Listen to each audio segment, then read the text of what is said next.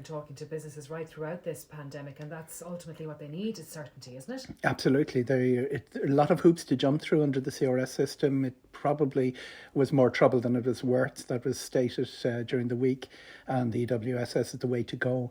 There is no sense that this will be over by the end of January, February, that we'll be able to go back to what passed before. There really probably needs a signal that this is we're going to be in this for a longer haul than it's currently indicated. What do you think, Eoghan? I think the HSE was held together with sticking plaster before and I think they've performed really well. I would not have expected them to have delivered the vaccines in the volume. I wouldn't have expected the systems to work. I mean, the alerting system, the contact tracing, everybody getting contact within minutes of someone coming back with a COVID case. They have really performed well. They've really performed well because the staff have worked themselves to the bone. There is no appreciation at the top of the HSE where they promise measures and leave the staff to cope with what's just been delivered. Sometimes they just hear about it on the radio the night before. How long they'll be able to do that, I don't know, because it's a big, unwieldy organisation. I don't know how many, there's about 114,000 in it, and it's performed well beyond what I thought it would be. It was capable of. Information systems, computer systems. What do you make of the Taoiseach saying, people aren't showing up for their booster shots when they get their appointments? Do you think that's fair? Clearly a diversion. It's a diversion. I mean, the IT system, and Rose is right, in the HSE, it's under serious pressure on the information. But I've seen airlines very well funded with their IT systems collapsing.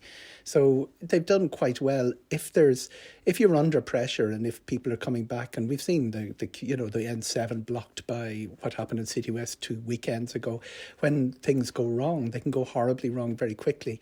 It serves no purpose to put out a diversion saying people are not showing up for their vaccines or appointments. And the difference now is, Eoghan, that we have much more information available to us ahead of these events, so these decisions might be taken with more regularity. I remember the time, I'm old enough to remember the time before storms had cuddly names like Barra. I come from Kildare. We had 6 trees down in the little area in North Kildare. Our schools remained open, even though they closed in Dublin.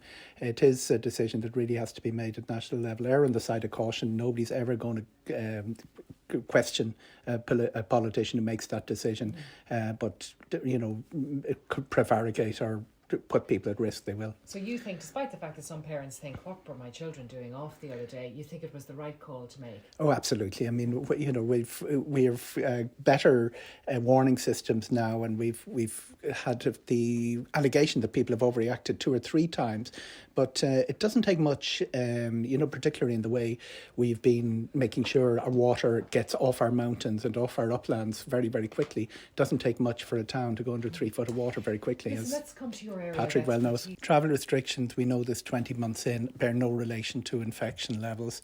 When you look at stack up the 200 countries, all of them, when the people who introduced travel restrictions, the ones who didn't, community transmission is where the damage is done. Some of the countries that imposed very strict travel conditions ended up at high levels, others did not. What we have at the European level now is urging member states to treat it by the vaccination status and the health status of passengers rather than shutting down countries. Mm-hmm. And we've had 7 variants, we're going to have more. South Africa feel quite justly they were penalised for alerting the world to this. Is it not about buying time? I mean, we know this thing is going to spread, but in order to get more information on, how it's going to impact the vaccination programme, how seriously ill it makes people, that you're just slowing it down. Yeah, that has been the argument for travel restrictions from the beginning. But we've seen the virus get through. We've seen the variants get through. We've seen countries that cut themselves off get caught very badly. And in some cases, you can make matters worse. You can end up with your own health service being deprived of staff. So we need something a little bit more sophisticated and a little bit more evolved than shutting down flights, stopping flights, which Britain did, and shutting off country of origin.